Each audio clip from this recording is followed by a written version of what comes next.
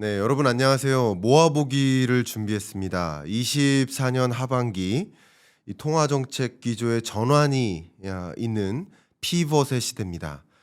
도대체 이 통화 정책 기조는 왜 전환되고, 그리고 그 통화 정책 기조의 전환으로 금리 인하가 시작된다면 그 이후 어떤 경제가 펼쳐질지를 여러분 가늠하셨으면 좋겠다라는 의미에서 그동안 이 피벗이라는 관점에서 제작해 드렸던 영상들을 모아서 같이 쭉 보실 수 있도록 좀 추천을 드리고자 한번 모아보기로 마련을 했습니다.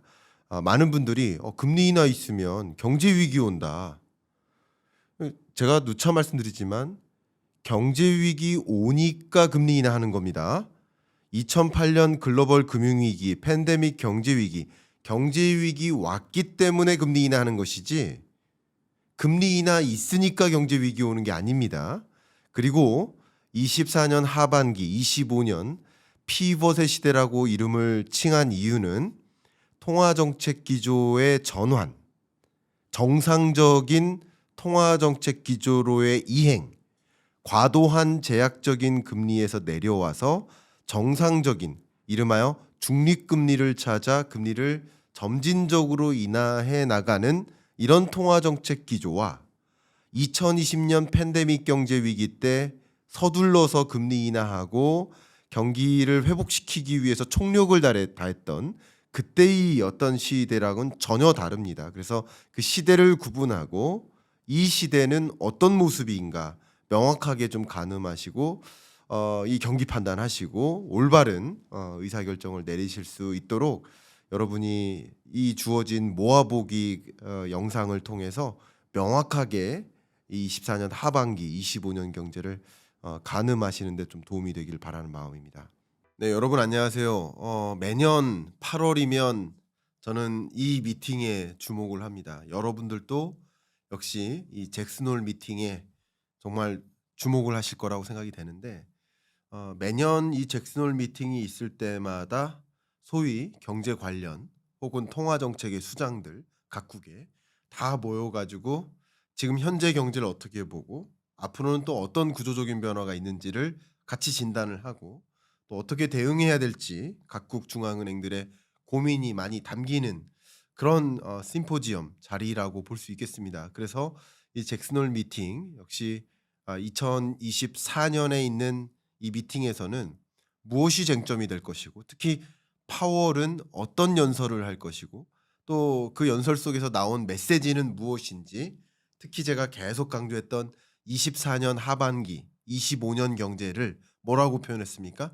피벗의 시대. 그 피벗의 시대답게 역시 금리를 5.5%까지 인상했었던 미국이라는 이 나라가 점진적으로 금리를 인하하는 수순으로 가는 과정에서 어떤 일들이 있을 것인가, 우당탕탕 하는 일이 있을 것인가, 경제 위기 올 것인가, 경기 침체 강하게 진입할 것인가, 아니면 그냥 경기 침체 공포감으로만 끝날 것인가, 엔캐리 트레이드의 청산 절차가 있으면서 주식시장이 다시 붕괴할 것인가, 아니면 반대로 금리를 인하하는 과정에서 주식시장에 더 많은 돈이 유입되고 실제 주가는 상승세를 계속 지속할 것인가, 이런 부분들에 대한 관심들도 많이 있으실 겁니다. 그래서 잭슨홀 미팅 주요 쟁점들, 파월은 어떤 메시지를 던질 것인가 지금부터 좀 말씀드려 보도록 하겠습니다.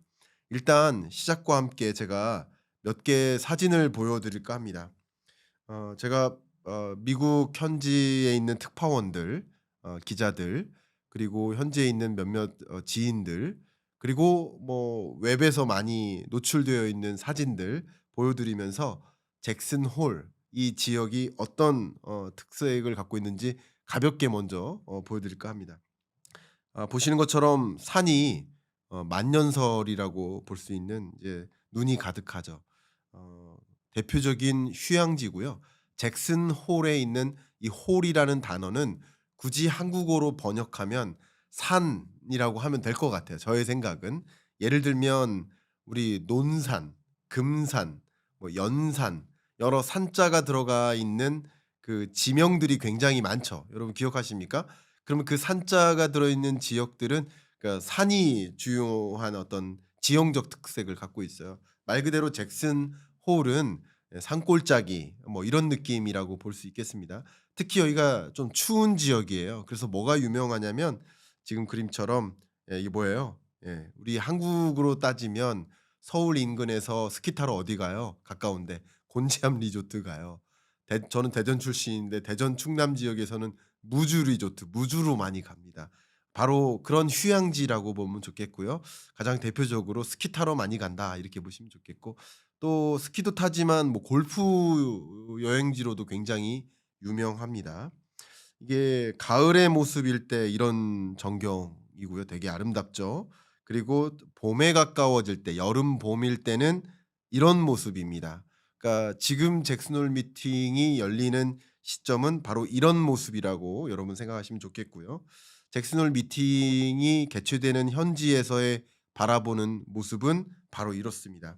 여기 사진에 있는 여러 사람들은 다 연준 위원들, 연방준비은행 총재들, 총재급들이라고 좀 보시면 좋겠고 아니면은 유명한 대학의 경제학과 교수님들, 경제학자들 이런 사람들이 많이 가 있고요. 작년에는 우리 한국은행 총재가 방문해서 발제도 했었는데 올해는 한국은행 총재가 참석을 하지 않습니다. 다른 사람이 한국은행에서는 출장을 갑니다. 더 깊숙이 보면 이렇게 좀 휴양지답게 휴가를 좀 즐기는 모습들도 있지만 여기 휴가를 보내는 것 같지만 여기에 있는 사람들이 제가 자주 즉시 분석할 때 "이 연방준비은행 총재가 이런 말을 했어요.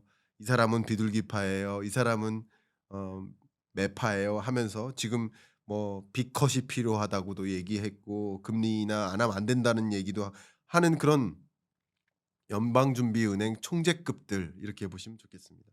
당연히 작년 사진 같은 경우는 유러피언 센트럴 뱅크 ECB 총재 또 일본 중앙은행 BOJ의 총재 우에다 그리고 파월이 한 모습에 잡힌 사진도 굉장히 유명하게 공개가 되어 있는 상태입니다.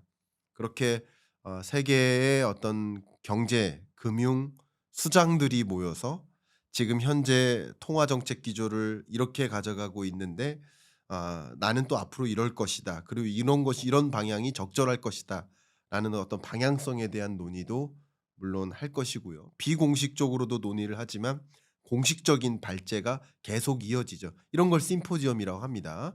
뭐 우리나라에선 주로 심포지엄이라는 표현보다는 포럼, 세미나 이런 표현을 많이 하는데 뭐 비슷한 용어들이라고 볼 수 있겠고 저도 이제 포럼이나 세미나 같은 데 가면 뭐 기조 강연도 하고 어떤 다른 발제자들이 발제들을 쭉 하죠. 그런 자리다라고 생각하시면 좋겠습니다. 이 8 월에 잭슨 홀 미팅이 열린다고 해서 이른바 8월 티턴타 산의 계시라고 많이 이야기합니다. 역대 이 잭슨 홀 미팅이 열렸었을 때 뭐 예를 들면 2005 년에는 세계가 "자산 거품 위험에 놓여 있다."라는 발언을 했었고 금융위기 가능성을 진단을 했었습니다. 그리고 2007 년에 벤 버냉키 총재 의장이 "시장 혼란을 막기 위한 조치를 취할 필요가 있다." 정말 그때부터 2008 년에 양적 완화를 시도했었죠. 2014 년에 역시 통화 정책 완화를 시사했었죠. ECB 총재죠. 자산 매입 프로그램을 실제로 2015 년부터 확대합니다. 그리고 2015 년에 "선제적 통화 정책 정상화가 필요하다."라고 얘기하면서 15년 12월 페드가 10년 만에 기준금리를 인상합니다. 역시 2016 년에 옐렌 의장이었던 시절 그때 "금리 인상 여건이 강화됐다."라고 하면서 정확히 이 잭슨 홀 미팅으로부터 4 개월 뒤죠. 2016년 12 월이었던 것 같은데요. 그때 제닛 옐렌 의장께서 정말 말 그대로 발언한 대로 4 개월 뒤에 금리 인상을 단행했었어요. 22년 잭슨 홀 미팅 때 여러분 기억하십니까? 파월 연준 의장이 그때 제가 여러분께 즉시 분석도 해 드렸었습니다만 그때 뭐라고 얘기했어요? 아마 정확한 기억은 아니지만 8분 정도의 매우 간단 명료한 짧은 좀 공포감을 조성하는 연설이었는데 어 볼커 의장을 거론해 가면서까지 강력하게 긴축적 통화 정책을 도입할 계획이 있다라는 발언을 했었습니다. 그 연설의 모습이고요. 이런 연설들이 쭉 이어진다라고 볼 수 있겠습니다. 최근에 있었던 몇몇 잭슨홀 미팅에서 다루었던 여러 논제들을 잠깐 소개해 드릴까 합니다. 2021년으로 잠깐 거슬러 가 볼게요. 코로나19 2020년에 있었고 21년 잭슨홀 미팅이 당연히 있었겠죠. 그때 잭슨홀 미팅 때 이 너무나 유명한 두 분의 학자죠. 정말 레리 서머스 교수님과 크루그먼, 어쩌면 지금 현재 경제의 아 2대 어떤 주류 경제학자라고 좀 표현해 볼까요? 이때 서머스는 뭐라고 했냐면 21년 8월 정도면 중반부터 물가 상승률이 조금 올라가는 시점이었어요. 2%를 초과해서 물가 상승률이 다시 올라가는 시점. 근데 이 인플레이션은 구조적이다. 장기적인 인플레이션이다. 그러니까 금리를 인상해서 선제적으로 금리 인상 조치를 해서 물가 안정을 위해 노력해야 된다라는 주장을 했었고요. 반대로 크루그먼 같은 경우는 일시적이다. 일시적 인플레이션이다. 그거 너무 염려할 필요 없다. 굳이 지금 물가 상승률이 높게 형성되는 것을 가지고 선제적으로 금리를 인상할 필요까지는 없다라는 주장을 또 펼쳤었습니다. 근데 결론적으로는 누가 맞았어요? 결론적으로는 서머스가 맞았죠. 결론적으로는. 그러나 저는 둘 다 틀린 것도 아니고 둘 다 맞는 것도 아니다라고 생각해요. 왜냐하면 20년, 21년 동안 코로나19 극복을 위해서 제로 금리를 도입했고 세계 각국이 무제한 양적 완화를 도입했었죠. 경기 부양을 위해서. 물론 그 경기 부양책의 어떤 부작용으로서 인플레를 자극하는, 이걸 수요 견인 인플레라고 할 수 있겠죠. 어 이런 수요 견인 인플레이션 현상으로 인플레가 나타날 수 있어요. 그러나 이것만으로 22년에 등장한 초인플레이션 현상을 다 설명해낼 수 없다. 22년 초반에 무슨 일이 있었어요? 러시아의 우크라이나 침공이 있었고 미국은 러시아에 대해서 강력한 경제 제재를 가했죠. 그래서 "러시아산 천연가스나 원자재를 쓰지 마."라는 그 서방 유럽 국가들한테 경제 제재를 가합니다. 그 경제 제재를 가하면서 이제 무슨 대란이 옵니까? 공급망 대란이 오죠. 공급망 병목 현상이 오죠. 그래서 이게 뭡니까? 역시 공급발 인플레이션 충격이에요. 충분히 원자재 공급이 안 되고 에너지 공급이 안 되니까 에너지 가격, 원자재 가격 슈퍼 사이클 오는 거 아니야 하는 공포감이 들 만큼 국제 유가가 치솟고 했었죠. 그러니까 결국 전쟁을 놓고, 예를 들어서 레리 서머스 교수님도 크루그먼도 마찬가지, 두 분이 인플레가 올 거야 안 올 거야라는 그 주장하에, 왜냐하면 전쟁이 올 것이기 때문에라는 전제를 깐 적이 없어요. 그러니까 저는 결론적으로는 인플레이션이 찾아왔기 때문에 서머스 교수님이 맞았다라고도 할 수 있지만, 그렇다고 전쟁을 가정한 사람은 아무도 없었기 때문에 이렇게 우리가 상상하기 어려울 만큼 41년 만에 초인플레이션이 올 거라고 생각한 사람은 없었다라고 저는 의견을 드립니다. 그래서 둘 다 맞은 것도 아니고 둘 다 틀린 것도 아니다. 결론적으로는 저 그렇게 생각합니다. 근데 어쨌든 21년 당시에는 초인플레이션이 올 수 있다라고 진단을 했었어요, 한 측면에서. 근데 파월은 누구를 택했어요? 누구의 의견을? 크루그먼의 의견을 선택한 거예요. '아, 인플레는 단기적인 리스크야. 그렇기 때문에 인플레가 장기적인 현상이라고 생각하지 않아.' 왜 그러냐면 그때 제시했었던 굉장히 유명한 그래프입니다. 세계 주요국들의 물가 상승률을 보시면 지금 2020년, 21년에 들어서 2%라는 목표 물가를 하회하는 수준을 지속하고 있다. 장기적으로 어쩌면 물가 상승률이 다시 2%대를 상회하는 수준으로 못 가는 이런 국면에서 일시적인 인플레가 발생한 것이고, 그렇기 때문에 우리는 금리 인상을 선제적으로 단행할 의사가 없다라고 제롬 파월 연준 의장은 이야기를 했었습니다. 그죠? 그랬는데 22년 잭슨홀 미팅으로 이제 가겠습니다. 22년 잭슨홀 미팅 땐 아까 말씀드렸던 러시아 우크라이나 침공이 있었고 우크라이나 전쟁이 생각보다 장기화되면서 8월에도 특히 이제 6월 물가 상승률이 미국의 경우 9.1%를 기록했고 그 9.1%는 정확히 41년 만에 최고치. 그 41년 전은 뭐예요? 오일 쇼크였거든요. 오일 쇼크 충격으로 국제 유가가 급등하고 그게 반영된 물가 상승률이 정말 초인플레이션이었는데 그때 이후로 가장 높은 물가 상승률을 기록하는 우리 PD님 인생 동안에는 처음 만난 고물가인 거죠. 그죠? 41년 만이니까. 그만큼 고물가를 만났으니 역시 파월은 나의 전제가 틀렸다. 인플레 이렇게 높게 야기될 거라고 생각하지 않았다라고 파월은 이야기를 했었죠. 그리고 나는 뭐 하겠다? 이 그래프 보시는 것처럼 정말 1981년 11월 이래로 가장 높은 물가 상승률 9.1%를 목격하고 이 고물가에 대응을 하겠다. 그 대응을 어떻게 하겠다? 우리 연준의 목표는 2%라는 목표 물가를 실현할 때까지. 이 보세요. Inflation back down to our 2% goal. 2%라는 목표 물가를 이룰 때까지 금리 인상을 대대적으로 단행하겠다. 이 보시면 without price stability. 물가 안정 없이는 the economy does not work for anyone. 그러니까 이 경제가 제대로 작동할 수가 없다 이거죠. 물가가 일단 안정돼야 되는. 그래서 물가 안정을 위해서 먼저 금리 인상을 단행하고 그 안정을 위해 금리 인상을 단행하는 과정에서 어떤 특정 수준의 경기 침체는 어때요? 감당해야만 하는 일인 거예요. 감안해야 되는 거예요. 그래서 제가 그때 표현한 게 용인된 경기 침체라는 것이죠.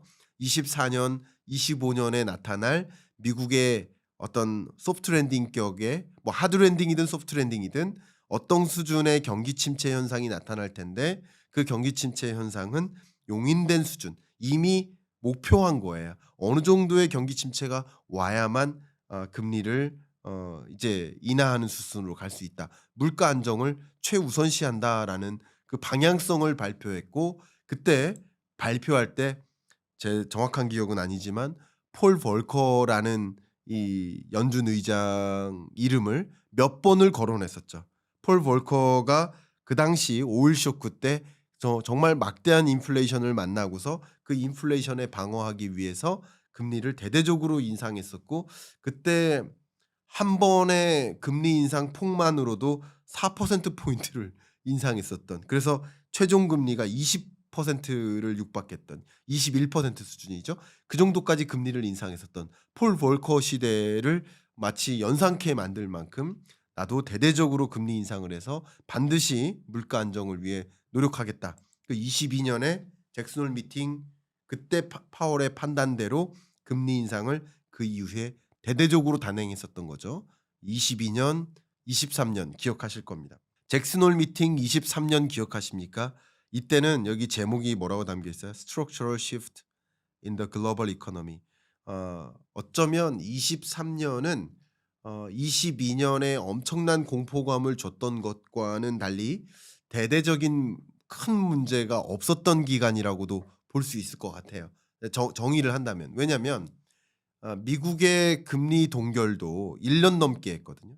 우리나라의 금리 동결도 어 지금 13회 연속 금리 동결이라고 한다면 그러면 1 년에 8번 우리 FOMC 회의가 있고 우리나라 통화정책 방향 결정 회의가 있어요. 1 년에 8 번.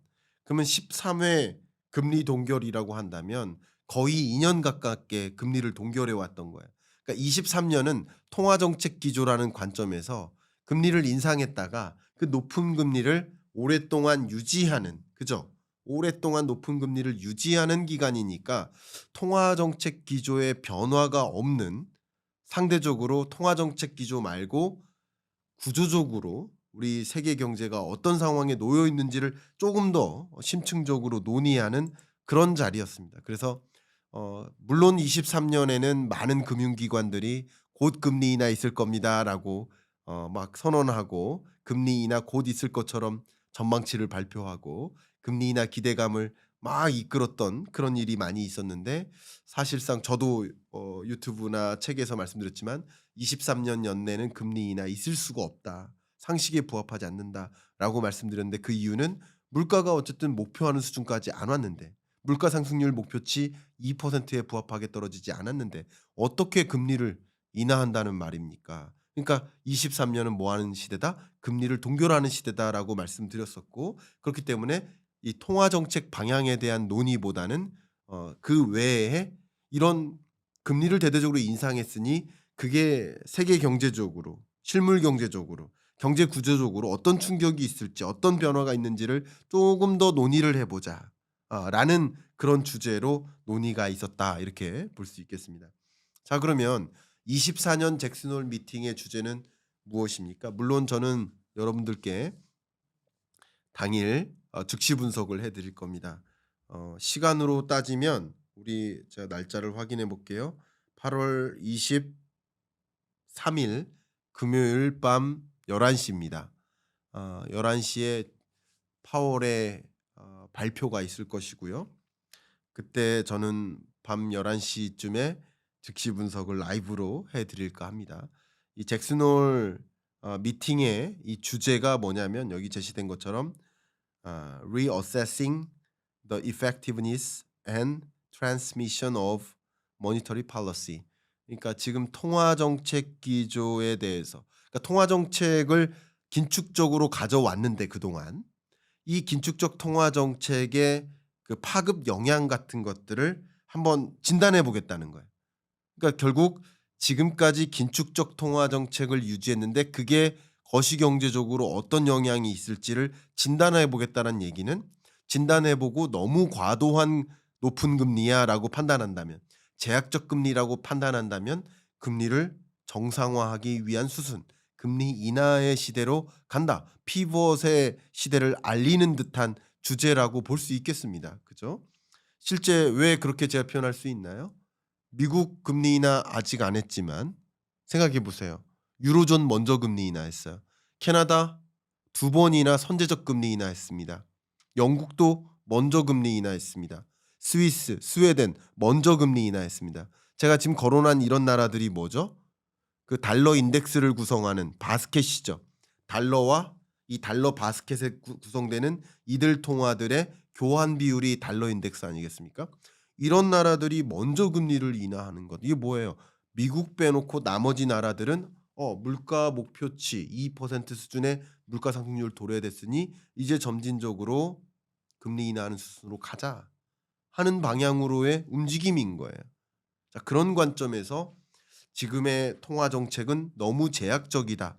물가라는 숙제는 이미 해결했다. 다음 숙제하자. 경기 부양적으로 움직이자.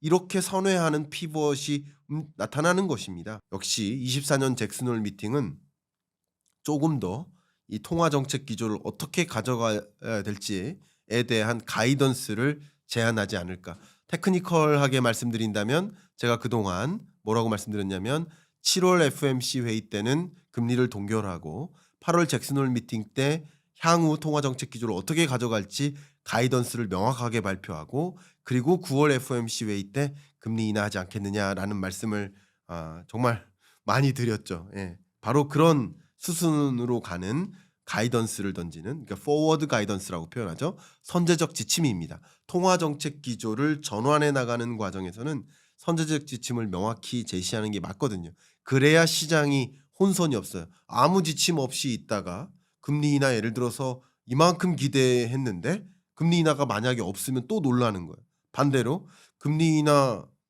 안 할 거라고 기대했는데 금리 인하가 갑자기 이렇게 등장해요. 단행해요. 그러면 또 시장이 좋은 방향으로든 나쁜 방향으로든 놀라거든요. 일종의 테이퍼 텐트럼 같은 것들이 나타날 수 있어요. 긴축 발작이죠. 뭐 반대로는 양적 발작이. 이런 발작 증세 그러니까 금융 시장의 발작 증세 같은 것들이 변동성이 심해지는 일이 있을 수 있으니까 그 변동성을 심하게 만드는 것은 통화 정책의 어떤 목적에 부합하지 않습니다. 예, 그렇기 때문에 가이던스를 던질 것이다라고 저는 생각을 합니다. 자, 그러면 지금부터 잭슨홀 미팅 때 파월 연준 의장은 어떤 연설을 할 것인지, 뭐라고 얘기할 것인지, 어떤 부분을 좀 강조할 것인지 한번 가늠해 보면 도움이 될 것 같아요. 가늠해 보실 수 있게 좀 말씀드릴 텐데 지금부터는 어떤 자료를 보여드릴 거냐면요. 아직 잭슨홀 미팅이 단행된 게 아니니까 가늠해 보기 위해서 여러분께 제시해 드릴 자료는 당연히 이 잭슨홀 미팅의 주최 기관이 어디예요? 예. 캔자스시티 FRB잖아요. 캔자스시티 연은이잖아요. 이 캔자스시티 연은이 주최가 돼서 매년 잭슨홀 미팅을 개최하고 있으니까 저는 이럴 시점에는 캔자스시티 연은의 홈페이지에 올라가 있는 소위 그 캔자스시티 연은의 경기 판단을 좀 참조하는 게 맞지 않을까라는 생각이고, 그래서 이 주최사가 지금 현재 경기를 어떻게 판단하는지 한번 읽어봐야 되지 않을까. 제가 정말 오랫동안 파월의 마음을 읽어라라고 말씀을 계속 드렸었는데 오늘은 캔자스시티 연은의 마음을 읽어라라는 말씀을 한번 드려보도록 하겠습니다. 그러면 자료를 자료는 굉장히 방대한데 이 통화정책 기조라는 관점에서 캔자스시티 연은은 현재 거시경제를 어떻게 판단하고 있는지 한번 말씀드려보도록 하겠습니다. 굳이 올림픽 경기라고 친다면 그 홈 경기인 거죠. 홈그라운드 경기인 거죠. 그러니까 캔자스시티 연은의 경기 판단 한번 보여드리겠습니다. 먼저 보여드릴 것은 당연히 물가입니다. 그러니까 물가를 지수화했어요. 물가 상승률의 흐름을 이제 이 문구부터 읽어드리겠습니다. 여기 홈페이지에 이 보고서에 그대로 담겨 있는 문구를 읽어드리고 그리고 이 그래프를 해석해드리는 그런 방식으로 가도록 하겠습니다.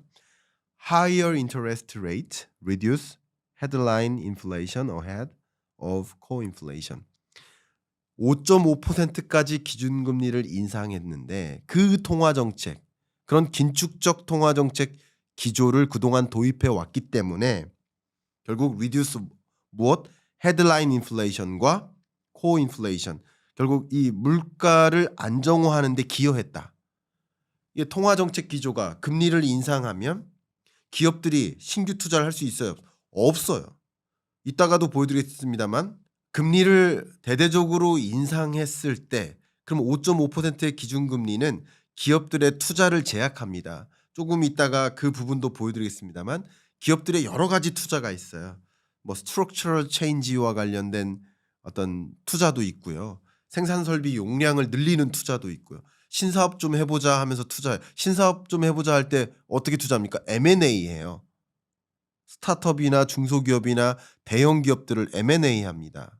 그런 M&A 하는 건수가 23, 22, 23, 24년 상반기까지 급감합니다. 왜 그럴까요?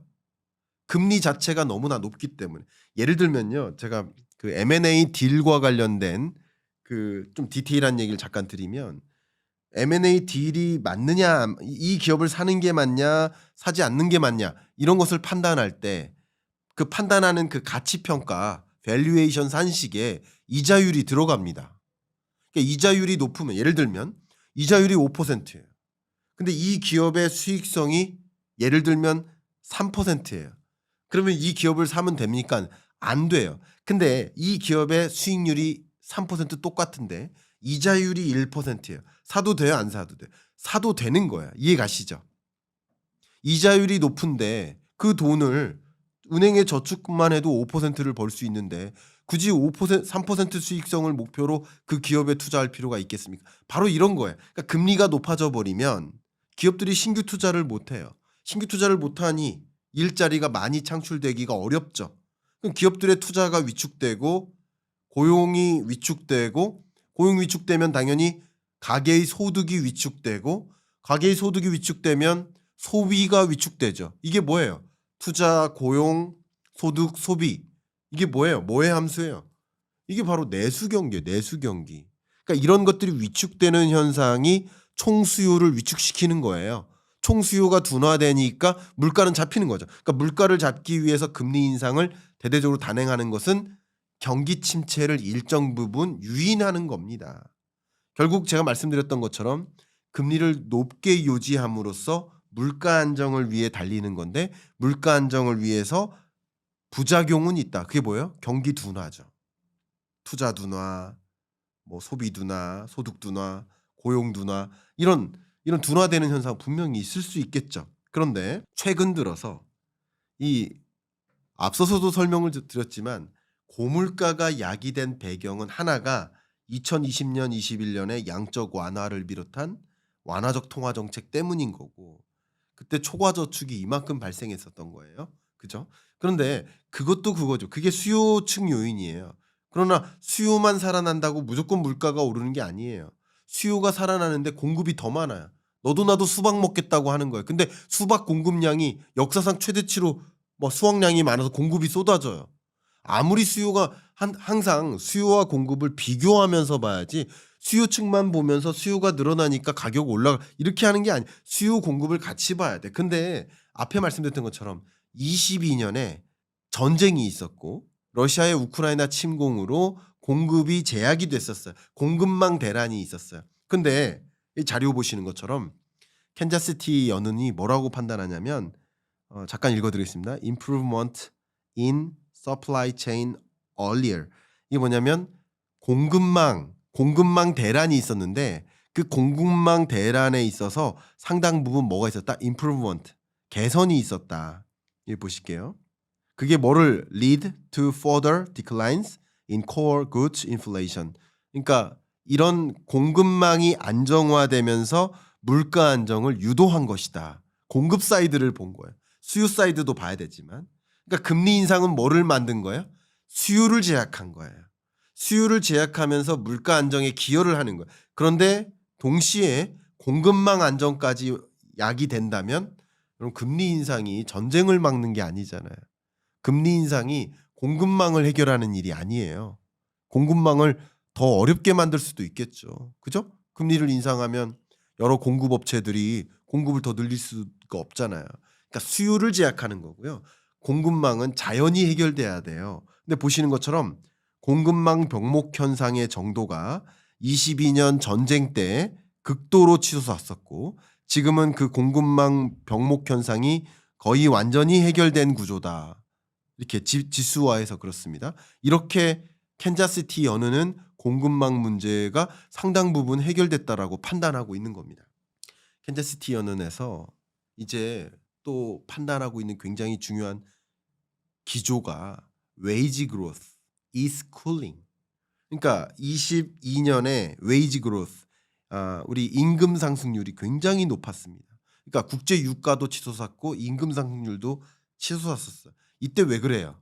20년, 21년에 코로나19 때문에 노동 공급이 부족했어요. 그럼 기업들이 원활히 생산하려면 노동자들을 많이 유입시켜야 되는데 노동 공급이 부족하니까 임금 더 줄 테니까 좀 와주세요. 이렇게 하는 거예요. 그러니까 임금 상승률이 높게 치솟았었습니다. 그러니까 이런 요인들이 다 같이 맞물려서 인플레 현상이 나타났던 것이다. 국제 유가만 치솟은 것이 아니다. 근데 이 웨이지 그로스 임금 상승률이 어떻게 됩니까? 그 이후로 추세적으로 둔화되죠. 그래서 제가 금리 인하 시점은 임금 상승률이 4%를 밑돌고 대략 한 3.5% 정도 기록하는 그 시점에 금리 인하가 단행될 여지가 많다라는 의견을 드려왔죠. 바로 그런 겁니다. 임금 상승률이 둔화된다. 그러니까 임금 상승률은 물론 노동자 입장에서는 수입원이죠. 그러나 기업 입장에서는 인건비, 비용 항목이기 때문에 임금 상승률이 둔화된다는 것은 기업들로 하여금 가격을 더 높게 올릴 필요가 없어지는 비용이 그래도 조금 비용 문제, 인건비라는 문제가 다소 부담이 덜 느껴지게 만드는 그런 흐름이라고 볼 수 있기 때문에 상대적으로 가격 상방 압력이 완화되는 것이다라고 해석할 수 있겠죠. 그다음 가겠습니다. 그다음 또 연은에서 캔자스시티 연은에서 어떤 설명을 했냐면요. 잠깐 읽어드릴게요. 또 Path of the recent inflation surge in the United States is similar to historical path in several advanced economies, but wage growth has been more elevated. 보도록 하겠습니다. 코인플레이션 같은 경우 미국이 있고요. 그리고 히스토리컬 웨이지 그로스의 흐름이 있습니다.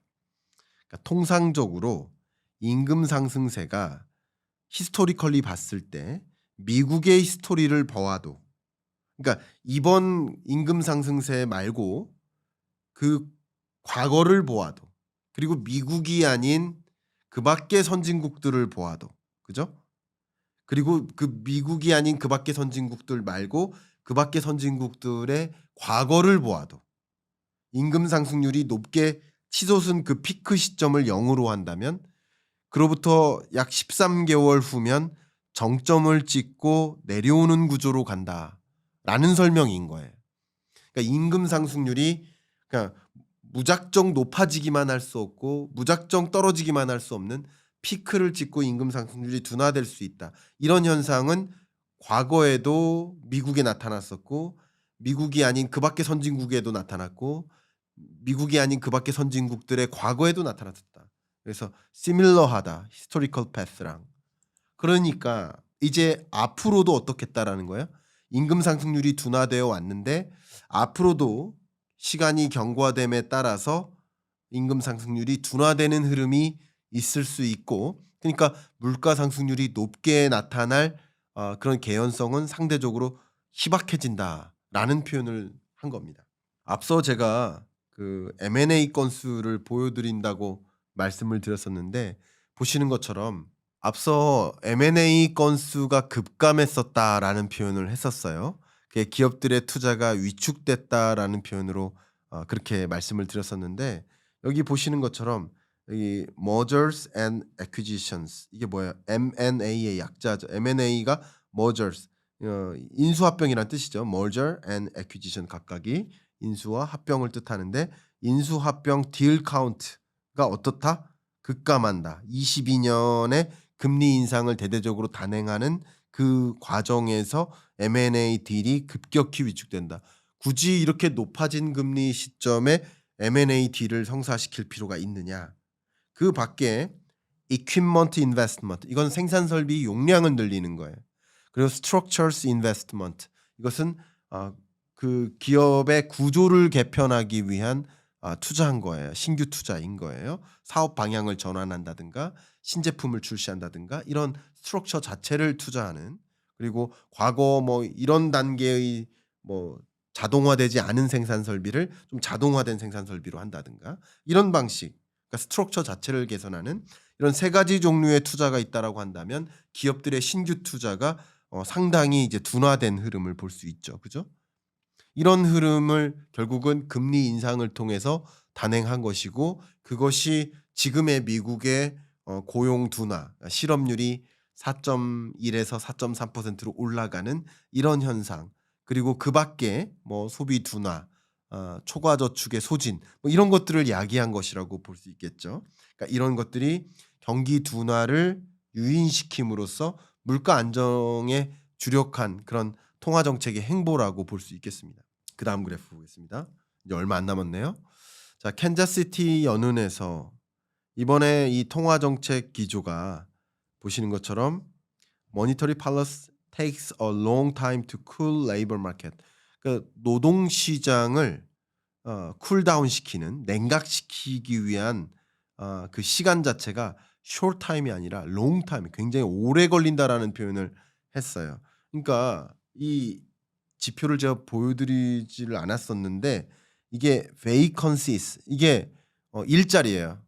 아직 그 채워지지 않은 일자리. 그러니까 잡 오프닝하고 비슷한 거예요. vacancies가 있고요. unemployment 실업자가 있어요. 그죠? 그러니까 그 실제 일자리 지금 놓여져 있는 빈 일자리가 100개가 있는데 실업자가 50명이다. 그럼 결국 이 50명은 이 빈 일자리를 채워 나갈 가능성이 있겠죠.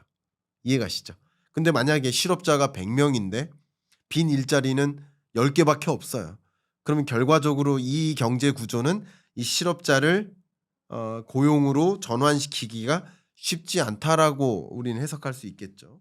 결국 이 값이 이렇게 낮아지는 과정, 이게 레이버 마켓이 쿨다운되는 과정이라고 볼 수 있겠죠.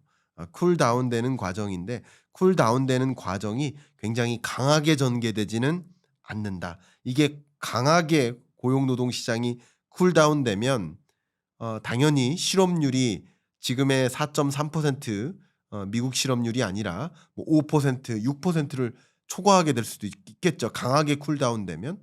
그러면 2020년 팬데믹 경제 위기처럼 실업률이 10%를 초과하거나 그럼 경제 위기인 거예요. 근데 제가 말씀드렸던 것처럼 실업률이 올라가고는 있지만 낮은 데서 낮은 데로 이동하는 거예요. 이해가세요? 영어 성적이 지금 중간고사, 기말고사 계속 100점만 맞던 한 학생이 처음 이 성적이 98점으로 떨어졌다고 해볼게요. 그러면 뭐 성적 침체입니까? 영어 침체입니까? 아니에요. 98점도 맞을 수 있고 97점도 맞을 수 있어요. 근데 만약에 이 학생이 70점을 맞다. 70점이 이제 거의 꼴등 수준의 점수라고 그냥 가정해 볼게요. 70점을 맞다가 이미 꼴등이었는데 거기서 60점으로 떨어져요.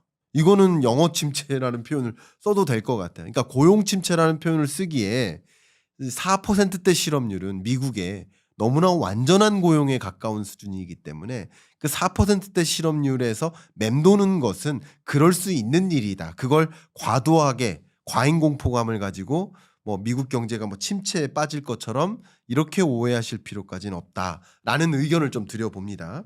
실제 한번 볼까요? 이 캔자스티 연은에서 미국의 고용 상황을 어떻게 진단했냐면 이 지표도 좀 재밌었습니다. 잠깐 이 지표의 해석을 어떻게 하고 있는지 먼저 읽어드리겠습니다. Historical data highlight the relatively modest pace of recent unemployment rate increases. 최근에 이 실업률이 상승하는 이런 페이스를 어떤 페이스라고 했어요? Relatively modest. 그러니까 미국의 고용 상황이 아직까지는 상대적으로 아직도 괜찮다, 견조하다, 강하다라는 것을 설명합니다. 과거에 보시면 1950년 이래로 이 실업률이 급격히 상승하던 이 경기 침체 국면에 놓였었던 과거의 히스토리를 가지고 실업률의 흐름이 어떻게 상승했는지를 이 보라색이 보여주고 있어요.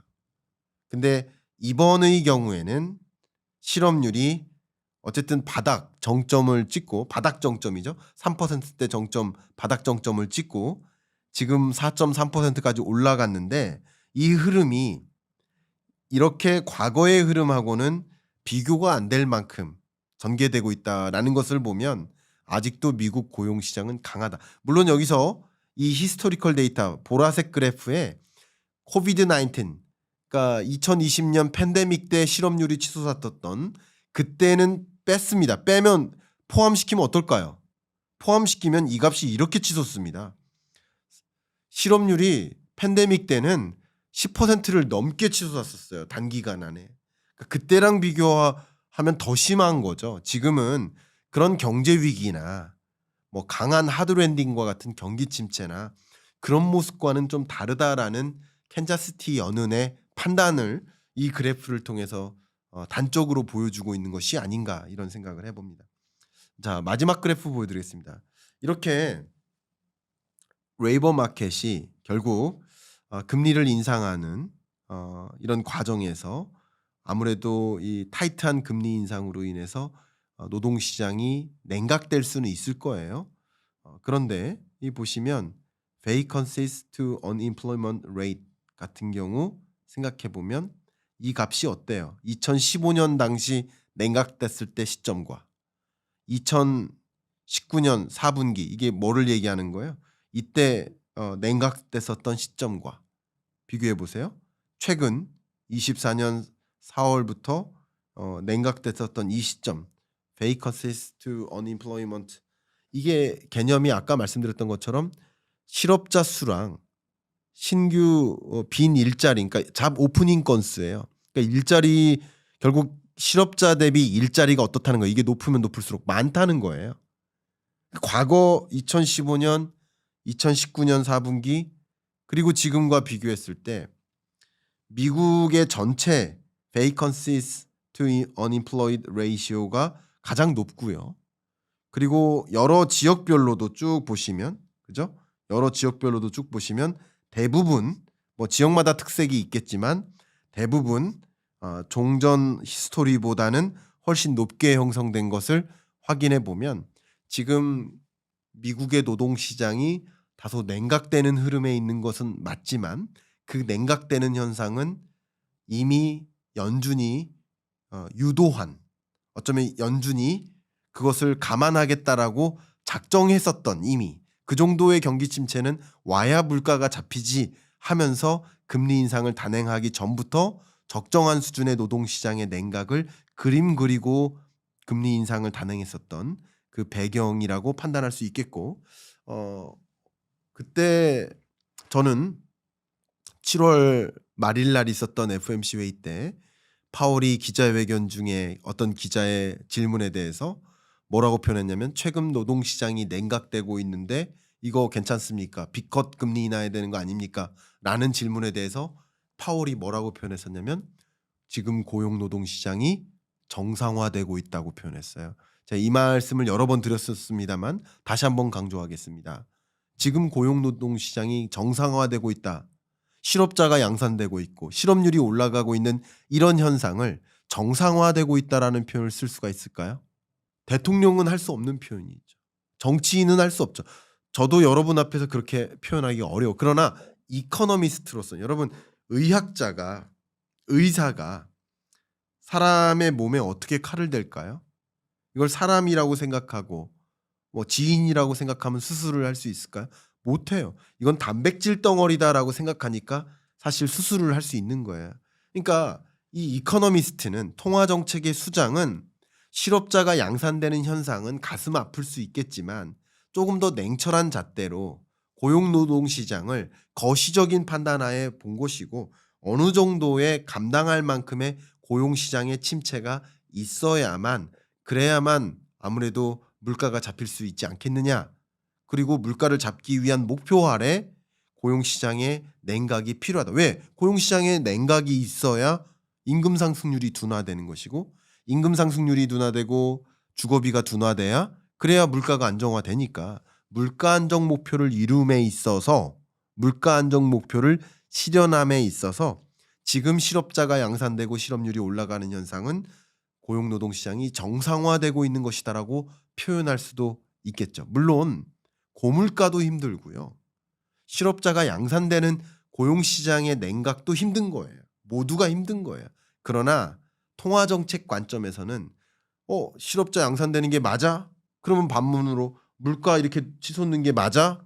라고도 질문할 수 있잖아요. 그러니까 어떤 특정 섹터를 구분해 가면서 물조리개로 부족한 화분에 물을 주는 그런 재정정책과는 다르다. 통화정책은 이쪽 화분은 물이 넘치고 이쪽 화분은 물이 부족한데 부족한 화분에만 물을 줄 수 있는 게 아니다. 통화정책은 비와 같다. 날씨와 같다. 라고 말씀을 드렸죠. 바로 그겁니다. 그렇게 이해를 하시면 좋겠고, 저는 이 잭슨홀 연설에서 파월의 기자회견 때 했었던, 7월에 했었던 그런 표현들, 고용노동시장이 정상화되고 있고, 그리고 금리를 이제 경기 침체가 두려워서, 경제 위기가 올 게 두려워서 B컷의 금리를 인하하거나 대대적인 금리 인하를 하는 것이 아니라 통화 정책 기조를 정상화하겠다. 5.5%의 기준금리는 충분히 제약적이니까 이제 3.5% 수준의 어떤 중립금리를 향해서 천천히 금리를 인하해 나가겠다.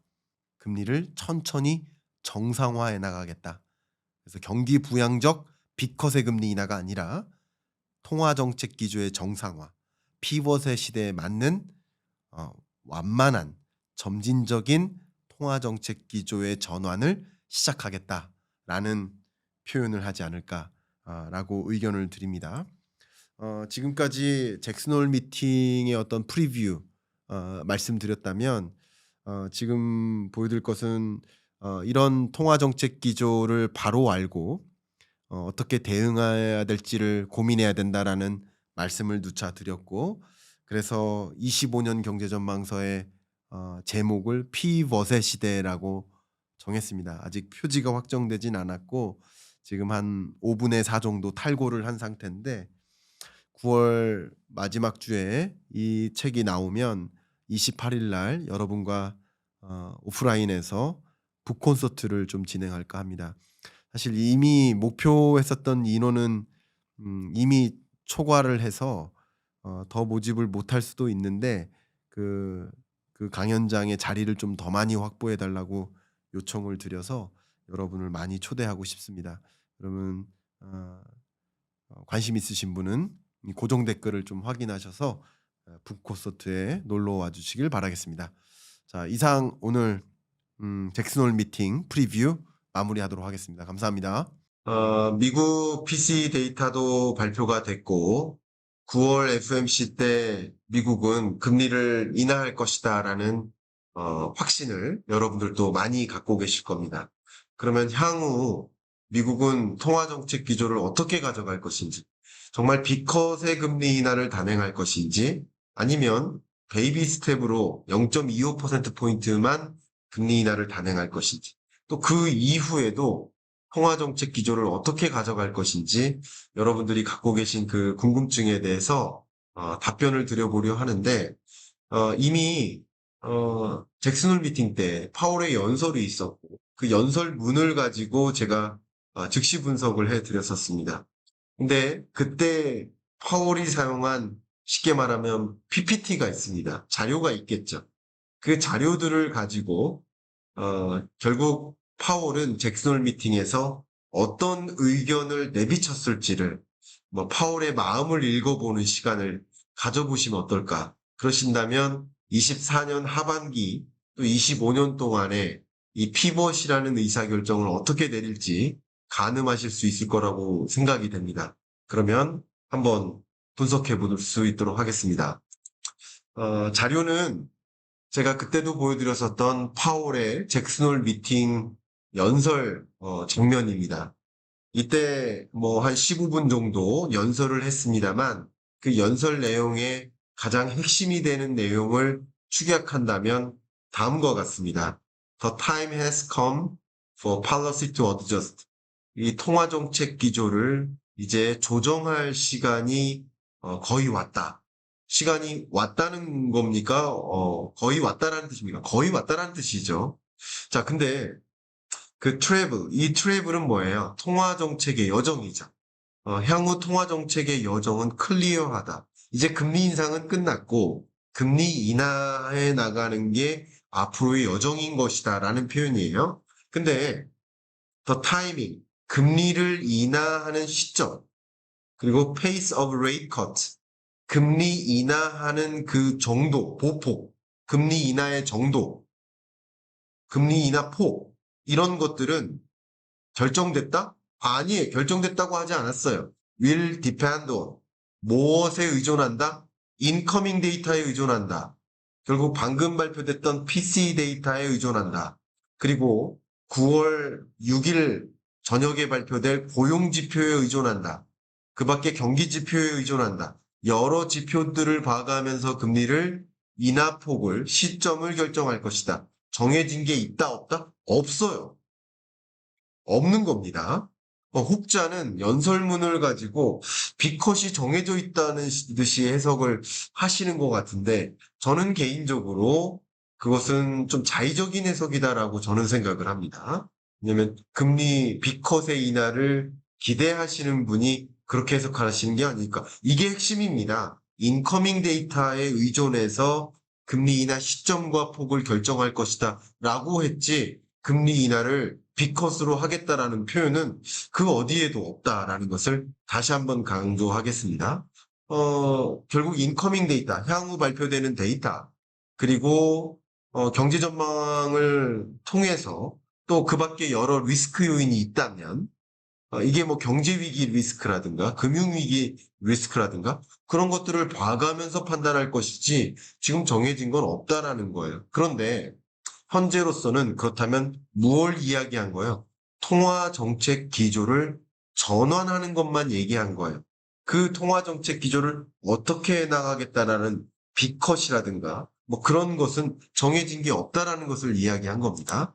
그러면 지금부터 좀 말씀을 드리겠는데 말씀을 드리기에 앞서 오늘 아틀란타 페드에서 보스틱 총재가 발언한 말이 있어요.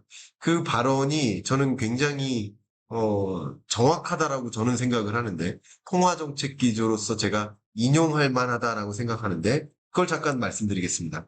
아틀란타 페드 보스틱 총재가 뭐라고 이야기했냐? This may be the time for rate cut. 금리 인하를 단행할 만한 시점이 거의 왔다라는 거예요. 그러니까 근데 여기 이게 may가 뭐 예를 들어서 this has to예요? must예요? 아니에요. should예요? should be예요? 아니에요. maybe예요. maybe. 거의 온 것 같다라는 얘기예요. 거의 온 것 같다. 그죠? 그리고 여기 중요한 게 more data to confirm need cut next month. 9월에 금리를 인하하기에는 9월 금리 인하가 필요하다라고 확신할 만한 더 많은 데이터가 필요하다. 아직 확신하진 않는다라는. 아직까지도 금리 인하를 확신하기는 어렵다. 향후 이런 금리를 인하할 만큼의 충분한 데이터가 오는지 확신하기에는 이르다. 그리고 이 말이 전 굉장히 중요하다. Recession is not in my outlook. 저도 똑같은 말 하겠습니다. Recession is not in my outlook. 제 전망에는 미국의 여러분이 생각하는 강한 경기 침체는 없습니다. 그러니까 지금 경기 침체 와서 경제 위기 와서 하드랜딩 올까봐 그게 두려워서 대대적으로 금리 인하는 빅카타는 그런 통화정책 기조의 전환이 아니라 물가 안정화의 흐름을 보면서 금리를 정상화해 나가는 통화정책 기조의 전환인 것이지 금리 정상화 기조인 것이지 경기에 엄청난 리스크가 작용돼서 팬데믹 경제 위기 때처럼 2008년 글로벌 금융위기 때처럼 그때처럼 금리를 대대적으로 인하하는 그런 시점하고는 전혀 다른 것이다라는 것을 강조하도록 하겠습니다. 자, 그러면 지금부터 정말 파월이 잭슨홀 미팅 때 1년에 한 번 하는 굉장히 선언적인 발언을 하는 그런 연설 때 사용한 그 PPT를 말씀드릴게요. 그리고 또 한 가지 이것은 제 의견이에요. 이건 제 의견이니까 맞다고 주장하진 않겠습니다. 잭슨홀 미팅 때는 조금 더 선언적인, 조금 더 연설적인 표현을 할 거예요. 근데 FMC 회의 때는, FMC 회의 끝나고 하는 기자회견 때는 조금 더 정제된 표현을 할 겁니다. 연설과 기자회견은 다른 겁니다. 연설은 좀 멋있게 표현해야 돼요. 내가 모든 걸 결정짓는 것처럼 정말 많은 세계 많은 투자자들로부터 이코노미스트로부터 그 조명을 받고 있는 순간에 뻔한 얘기, 재미없는 얘기하면 되겠습니까? 조금 더 선언적인, 조금 더 격양적인 그리고 자기만의 생각을 얘기할 걸. 그러나 통화정책 기조의 전환은 자기 혼자 할 수 있는 게 아닙니다. 우리나라도 7명의 금통위 위원들이 다수결로 결정하는 것이지 한 명의 총재가 물론 한 명의 총재가 나머지 다른 위원 중에 한 명보다는 좀 결정력이 높다라고 할 수는 있겠죠. 발언권이 높다고는 할 수 있겠죠. 그 총재의 의견이 조금 더 다른 위원들에게 전달이 될 가능성은 높다고 볼 수 있겠죠. 그러나 나머지 위원들도 독립적인 의사결정을 내릴 수가 있어요. 그러니까 결국은 파월의 마음대로 가기보다는 다른 연준 위원들은 어떻게 생각하는지도 같이 봐야 된다는 겁니다. 그렇기 때문에 정치적으로 이렇게 영향받기 어려울 수도 있다는 것을 말씀드리는 거예요. 파월 혼자 결정하는 것이 아니기 때문에. 그죠? 그렇기 때문에 정치 중립적으로 통화 정책을 해석해 나가는 것도 필요하다는 말씀을 드리는 겁니다. 자, 그러면 이제부터 파월의 연설 PPT를 보면서 말씀을 드려보도록 하겠습니다. 자, 첫 번째로 제시했던 그 PPT가 물가 상승률이에요. 팬데믹 경제 위기 때 물가 상승률이 떨어졌었습니다. 그리고 팬데믹 이전까지만 해도 물가 상승률은 기조적으로 어땠어요? 2% 목표 물가를 밑돌았어요. 그러니까 결국 이대로 금리를 놔뒀다가는 2%를 밑돌 수 있는 위협도 있기 때문에 물가 상승률이 이 정도 왔다면 2%에 완벽하게 오지 않더라도 보험적으로 금리를 선제적인 인하를 할 필요가 있겠다라는 금리 인하, 통화정책 기조의 전환이 필요하다. 통화정책 기조의 전환이 필요한 이유는 뭐예요? 물가 안정 목표 거의 이루었다. 이 정도면 물가 안정 목표 거의 이룬 것이다. 라고 판단했기 때문에 금리 인하한다는 것이지 경제 위기가 올까봐 서둘러서 금리 인하하는 것은 아니다라는 것을 강조하겠습니다. 물가 상황에 대한 판단으로서 특히 보여드렸던 22년 러시아 우크라이나 전쟁이 있었을 때 공급망 대란이 있었죠. 그것으로 인해서 물가 상승률이 더 높게 치솟았었죠. 물론 20년, 21년 동안 단행했던 양적 완화나 제로금리 도입 이런 통화정책 기조가 시중에 많은 유동성을 풀었기 때문에 그게 물가 상승 압력으로 작용했을 수 있지만 그것과 더해서 보시는 것처럼 서플라이 체인의 프레셔, 물가 상승 압력을 주는 공급망 불안이 같이 찾아왔기 때문에 그게 물가 상승 압력으로 작용한 것이다. 쉽게 말해서 에너지 수급이 제대로 되지 않기 때문에 에너지 가격이 높았던 것이다. 라고 얘기를 하는 거예요. 이해가시죠? 그런 측면에서 봤을 때 지금으로서는 어쨌든 물가 상승 압력이 보시는 것처럼 공급 불안이 상당 부분 해소됐기 때문에 지금으로서는 서둘러서 금리 인하할 필요까지는 없는 것이다 라는 판단을 하고 있다 라는 말씀을 좀 의견을 드립니다. 그 다음 이제 물가 상황에 대한 판단에 이어서 고용 상황에 대한 판단도 봐야 될 것 같습니다. 저는 이 부분이 좀 상대적으로 중요하지 않을까 그런 생각도 여러분께 의견을 좀 드립니다. 왜냐하면 실업률이 굉장히 높게 고공행진하는 그런 과정에서 경제 위기 오는 거 아닌가, 과도한 경기 침체 오는 거 아닌가 하는 그런 우려감이 있다면 비컷을 할 수도 있는 거거든요. 근데 그런 우려감이 없다면 B컷을 굳이 할 필요는 없는 것이거든요. 그런 관점에서 금리 인하 폭을 결정한다는 측면에서 지금 현재로선 파월은 어떤 마음인지 보도록 하겠습니다. 실업률이 최근에 좀 가파르게 상승한 건 사실이다. 4.1, 4.3%까지 가파르게 상승한 건 사실이다. 그래서 이 경제가 좀 둔화되거나 고용 상황이 좀 둔화되는 모습은 사실 있어 왔다. 그건 나도 인정한다. 라는 표현이에요.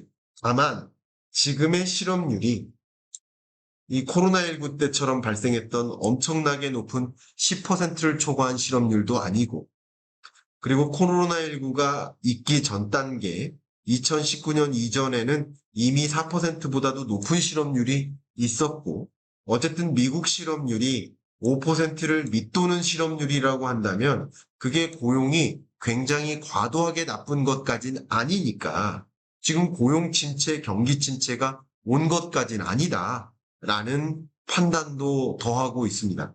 또 연준의 고용 상황에 대한 진단으로서 최근에 실업률이 올라간 건 사실이지만 그것이 좀 가파르게 올라간 것도 사실이지만 정말 미국 고용이 나쁜 악화된 상황일까 경기 침체 올까 라는 것을 판단할 때 이 파월이 사용한 PPT는 매우 인상적입니다. 코로나19 때 레이버 포스 그러니까 이 노동시장이 이렇게 응축됐었습니다. 그리고 팬데믹이 아니었다면 미국의 civilian labor force, 이 민간 고용 수준은 이렇게 갈 것이다라고 pre-pandemic trend, 그러니까 팬데믹이 오지 않았다면 이런 식으로 고용 상황이 견조하게 지속됐을 거야라고 생각했어요. 근데 팬데믹이 왔고 고용 노동 시장이 엄청난 영향을 받았고 그런데 예상외로 빠른 속도로 회복이 돼서 23년 중반 이후 미국의 고용 상황은 프리-팬데믹, 팬데믹이 있기 이전 수준까지 매우 견조하게 고용 상황이 펼쳐지고 있다. 지금 미국 고용이 매우 견조한 상황이다. 그리고 제가 누차 말씀드리지만 얼마 전에 기자회견 때 파월이 실업률이 높게 상승하는 흐름을 뭐라고까지 표현했어요?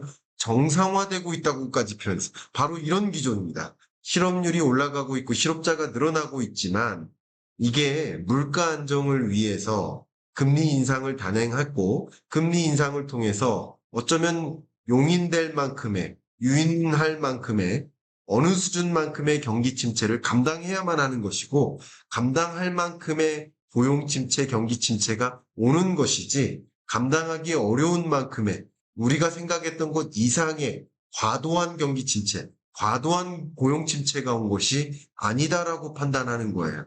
연준의 고용 상황에 대한 진단이 바로 이렇습니다. 아직까지 고용 침체, 경기 침체 온 게 아니야. 아직도 실업률 4.3%인데 그걸 가지고 고용이 침체됐다고 말하는 거 그거 아니야 라고 주장하는 거예요. 또 이게 잡 오프닝 그러니까 이게 노동시장에서의 일자리를 얼마나 많이 공급하느냐 그리고 unemployment 실업자 수준을 보여주는 겁니다. 근데 이 값이 떨어진다는 얘기는 실업자가 10명 있으면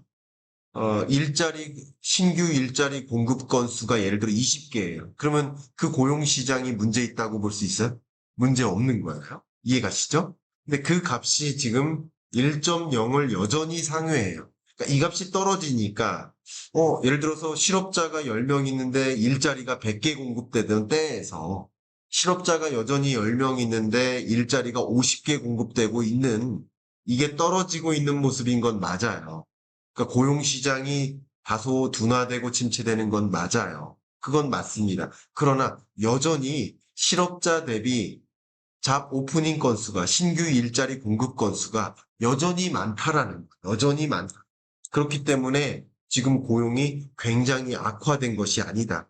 코로나19 때처럼 이렇게 급격히 침체된 게 아니라 이런 것은 어쩌면 이런 경로는 뭐예요? 물가 안정을 위해서 유도했던 것이다. 유도된 대로 잘 펼쳐지고 있는 것이다. 라고 표현하는 것이라고 해석해 볼 수 있겠습니다. 또 연준의 이 고용 상황에 대한 평가를 가지고 통화정책 기조에 대해서 말씀드린다면 어쨌든 팬데믹 경제 위기 왔었을 때 빅컷으로 대대적으로 금리를 인하했었던 건 사실이에요. 그때의 통화정책 기조와 지금처럼 너무나 높은 금리를 도입했으니 이제 점진적으로 금리를 인하해 나가자 하는 통화정책 기조의 정상화하고는 전혀 다른 것이다. 팬데믹 경제 위기 왔을 때 성급하게 급격하게 금리를 인하했은 그때랑 비교될 만큼 지금 금리를 인하하는 것과는 전혀 다른 것이다. 지금은 통화정책 기조의 정상화를 위해 움직이는 것이다. 라고 의견을 드리겠습니다. 자, 이렇게 여러분이 통화정책 기조의 변화를 이게 바로 피벗이고요. 그래서 저도 이번 25년 경제전망서의 제목이 뭐예요? 피벗의 시대예요. 그 피벗을 이해하셔야 돼요. 이 피벗은 2026년까지 점진적으로 천천히 이루어질 것이고 그런 과정에서 과도한 기대냐, 뭐 아니냐, 기대가 아니냐, 기대가 빠지냐, 아니면 뭐 그런 과정에서 엔캐리 청산 절차가 있느냐 이런 것들에 따라서 시장이 움직일 것이기 때문에 25년 경제를 보실 때는 여러분께 제가 감히 피벗을 이해하셔라. 이 통화정책 정상화 기제를 이해하셔라라고 말씀을 드리고 싶고요. 제 책 발간도 있지만 경제전망서 꼭 읽어주시길 바라고 2050년 경제전망서까지 모아주시기를 바라고 또 희망하시는 분에 한해서는 28일 날 오전에 개최할 제 북콘서트에도 참석하셔서 25년에 대한 경제를 짧은 시간 안에 함축적으로 내것화 하시기를 좀 바라는 마음입니다. 자, 이상으로 녹화 마무리하고 라이브를 통해 또 이야기를 추가적으로 나눌 수 있도록 하겠습니다. 감사합니다. 네, 여러분 안녕하세요. 24년 8월 23일 현재 11시 20분입니다. 좀 전에 11시 00분부터 17분까지 약 17분간 파월의 잭슨홀 미팅 연설이 있었습니다. 17분의 연설을 저도 1년 동안 기다려왔고 저도 가슴 졸이면서 어떤 이야기를 할까, 정말 포워드 가이던스, 선제적 지침을 던질 것인가, 그 부분에 대한 저도 굉장히 많은 궁금증이 있었습니다. 그 부분을 지금부터 분석해 보도록 하겠습니다. 24년 잭슨홀 미팅의 주제가 중요한 겁니다. 여기 보신 것처럼 Reassessing the Effectiveness, 잠깐만요. Reassessing the effectiveness and transmission of monetary policy. 지금까지 통화정책, 긴축적 통화정책을 펼쳐왔는데 그것의 영향을 한번 되짚어 보겠다, 평가해 보겠다, 지금까지를 되돌아보는데 초점을 두는 겁니다. 되돌아보는 이유는 뭘까요? 다른 방향으로 가기 위한 피벗을 보여주는 주제입니다. 그러니까 피벗에 대한 가이던스를 던지기 위한 그런 잭슨홀 미팅의 성격이 있지 않을까, 그렇게 평가를 해봅니다. 여기 잭슨홀 미팅의 주제가 던져져 있지만 거기에 부제로 뭐 이런 얘기들이 있지만 결국 세계 경제에는 다양한 톱니바퀴들이 하나하나가 제가 변수라고 말씀드렸는데 그 변수들이 다 연결되어 있기 때문에 이 금리라는 변수와 부동산 시장이라는 변수, 주식 시장이라는 변수, 채권 시장이라는 변수, 실물 경제라는 변수, 실물 경제에서는 기업들의 투자, 또 일자리 고용, 가계의 소득, 그리고 소비 지출, 이런 것들이 다 연관되어 있기 때문에, 그렇기 때문에 이 지금까지 금리를 인상했었던 경과를 들여다보고 그것이 어떤 영향을 미치는지를 명확히 들여다본 다음 그 진단하에 이제 향후 통화정책 방향을 바람직하게 설정해 나가보겠다라는 주제가 담긴 겁니다. 앞에 그 주제하에 이 대표적인 이번, 어떻게 보면 이 24년까지의 이 통화정책 방향에 대한 그런 것을 진단해 보겠다, 20년부터 24년 상반기까지의 내용이 정리되어 있어, 이 한 문단에. 근데 잭슨홀 미팅 파월 연설의 거의 반 이상이 그걸 되돌아보는 거였는데 그 말로 들으면 재미가 없으니까 제가 그 말을, 그래프를 가지고 설명해 드려 보도록 하겠습니다. 미국 경제가 2020년에 팬데믹 경제 위기를 만났어요. 경제 위기죠. 이게 경제 위기입니다. 역성장하는 거. 팬데믹 경제 위기, 엄청난 역성장을 경험합니다. 이 역성장을 경험하고 어떻게 합니까? 금리를 대대적으로 인하하죠. 금리를 대대적으로 인합니다. 역성장을 경험하고 팬데믹 경제 위기 상황에 경기를 적극적으로 부양시키기 위해서 대대적인 금리를 인하합니다. 이때 금리 인하하는 것이 어땠냐면, 예를 들면 이번 주 목요일 정례 FMC 회의가 있는데 이번 주 일요일 날 긴급 소집 회의를 열어요. 그리고 그 긴급 소집 회의, 있지도 않았던 소집 회의를 열어서 거기서 B컷의 금리 인하를 단행합니다. 일요일 날. 그리고 목요일이 와요. 정식 회의가 와요. 4일 만에. 근데 그때 또 금리를 인하합니다. 그렇게 대대적으로 금리를 인하했었던 일이 있었습니다. 팬데믹 경제 위기 때요. 그러니까 B컷의 금리 인하는 언제다? 경제 위기 때 있는 것이다. 그러니까 B컷이란, 지금부터 미리 말씀드릴게요, 9월 B컷 가능성은 저는 없다고 봅니다. 가능성 거의 희박하다라고 봅니다. 또 왜 그런지 이따가 또 설명드리겠습니다. 그랬는데 2022년 들어서 또 러시아 우크라이나 전쟁이 터졌고 미국은 러시아에 경제 제재를 가했고, 그러니까 공급망 대란이 왔고, 공급망 대란이 오면서 수요발, 그러니까 풀렸던 돈, 금리를 인하하고 유동성을 풀었죠. 경기 부양시키려고. 그 풀어뒀던 돈이 수요발 인플레를 자극했는데 전쟁 이후에 러시아산 천연가스, 러시아산 각종 자원, 원자재, 원유, 이런 공급이 안 되니까 국제 유가, 원자재, 식료품 원자재, 에너지 원자재, 철, 비철금속 원자재, 원자재들이 다 올랐어요. 이게 왜요? 공급망 병목 현상. 이것이 같이 맞물리다 보니까 41년 만에 찾아온 고물가, 초인플레이션이 왔던 거예요. 초인플레이션을 받아들고 어떻게 했던 거예요? 금리를 대대적으로 인상했었던 거예요. 그래서 방금 파월의 연설도 뭐라고 했습니까? 22년 당시에 초인플레이션 현상을 보고 그리고 대대적으로 금리 인상을 했고, 이때 금리 인상할 때는 실업률이 올라가는 것을 감안하고 할 것이다. 왜?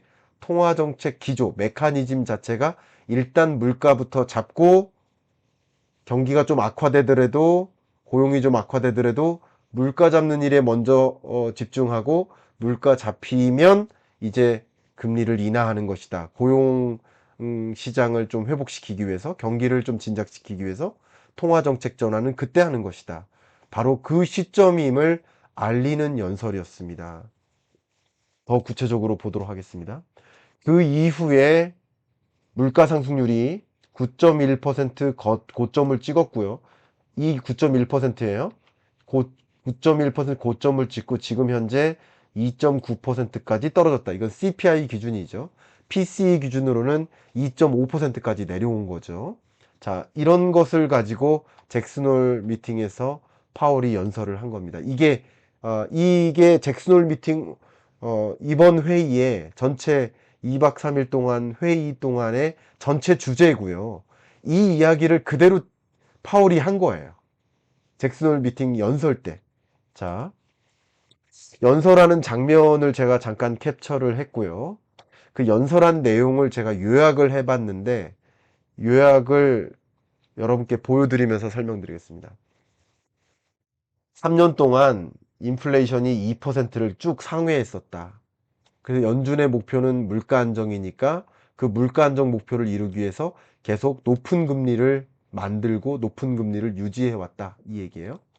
높은 생필품 고통이 이어졌다. 이것을 요즘 표현으로는 정말 이걸 이제 cost of living이라고 해요. cost of living. 그러니까 생활비라는 뜻이 cost of living. cost of living crisis라고 표현합니다. 생활비 위기라는 표현. 그러니까 너무나 물가가 높아져서 정말 고통으로 이어졌었다. 인플레 압력이 최근 줄어들었다. 인플레 목표치에 가까워졌다. 그리고 이제 확신이 높아졌다. 이거 굉장히 중요한 사인이죠. 물가 안정이 목표인데 물가 안정을 지금 이뤘다라는 확신이 들 때까지 고금리를 유지한다고 했는데 확신이 높아졌다. 이제 피벗을 알리는 표현입니다. 이게. 자, 그 다음 고용 상황을 보겠다. 실업률이 역사적으로 낮지만, 그러니까 아직 고용 시장이 견조한 편이지만 최근 실업률이 높아지는 걸 보고 있다. 고용 시장이 냉각되고 있는 것도 맞다. 인정하는 거예요. 그러나 여전히 실업률이 낮기 때문에 여러분이 생각하는 것처럼 엄청난 경제 위기, 경기 침체 오는 건 아니다. 라고 평가한 겁니다. 노동시장은 팬데믹 이전보다 아직도 타이트하다. 팬데믹 이전 상황. 그때보다도 지금 타이트할 만큼 노동시장은 아직 괜찮다. 그러나 괜찮은데 그 괜찮은 노동시장이 냉각되고 있는 건 사실이다. 예를 들면요. 수학 점수 90점 맞아요. 1등이에요. 90점에서 88점, 87점으로 떨어졌어요. 근데 아직도 1등이에요. 그 반에서 예를 들면 약간 그런 느낌인 거예요. 고용시장이 냉각된 건 사실이지만 아직도 1등이다 이거예요. 그리고 다른 애들 보니까 다른 애들은 더 떨어졌어요. 다른 애들은 60점 맞던 애들이 50점 맞고 더 떨어졌어요. 그러니까 우리 미국 고용 아주 탄탄하다. 아직도 탄탄하다. 이런 뜻이야. 물론 냉각된 건 맞지만, 성적이 떨어진 건 맞지만 아직도 탑이다. 이런 뜻인 거예요. 그리고 역사적으로 봐도 고용시장이 탄탄하다. 그러니까 지금은 경기 침체도 걱정하지 마라. 경기 침체, 강한 경기 침체 없이 물가 안정 목표까지 이뤘다. 내가 통화 정책 잘했다. 라는 자랑 섞인 표현이라고 저는 해석을 합니다. 이중책무라는 표현이 또 나왔어요. dual mandate. 굉장히 중요한 표현입니다. dual mandate. 물가 안정도 중요하고 또 역시 고용 안정도 중요하다. 고용 안정은 다른 말로 경기 안정이라고 볼 수 있겠죠. 이 두 가지 책무를 다 이뤄 나가야 된다. 이제 정책 전환에 나가야 한다. 자, 어쨌든 물가 안정 목표를 이뤘기 때문에 다음 목표 노동시장을 더 견조하게 이제 90점 맞다가 87점으로 떨어졌는데 다시 91점, 92점까지 100점 맞을 수 있도록 더 이제 수학 공부하겠다라는 뜻이에요. 영어 공부 이제 끝냈으니까. 이런 뜻입니다. 이제 정책 전환에 나가야 되겠다. 다만 이 부분 좀 강조할게요. 경제 위기가 오니까 고용시장이 너무나 안 좋으니까 그러니까 성급하게 대대적으로 금리 인하한다. 그런 뜻이 아니에요. 하나의 목표를 이뤘으니까 그 다음 목표를 이루기 위해서 통화정책 기조의 전환을 하는 것이다. 피버팅을 한다라는 것이지 물가 안정 목표 이루느라고 경기가 과도하게 냉각됐으니 B컷을 단행해서 빨리 성급하게 금리 인하해야 된다. 지금 성급하다고 판단했으면 내일이라도 긴급 소집 회의 열어야 되는 거예요. 9월 FMC 회의를 놓고 성급하게 B컷을 금리 인하한다? 저는 그럴 가능성은 정말 현저히 떨어진다라고 생각합니다.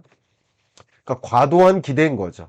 금융시장에서의 과도한 기대, 투자자들의 기대, 그 투자자들의 기대에 충족할 만한 그런 보이스를 내는 IB, 투자은행들, 그죠? 그들의 표현이다라고 의견을 드리겠습니다. 강력하게 노동시장을 지원해 나갈 것이다. 이거 굉장히 중요한 표현. 이제 강력하게 노동시장 지원.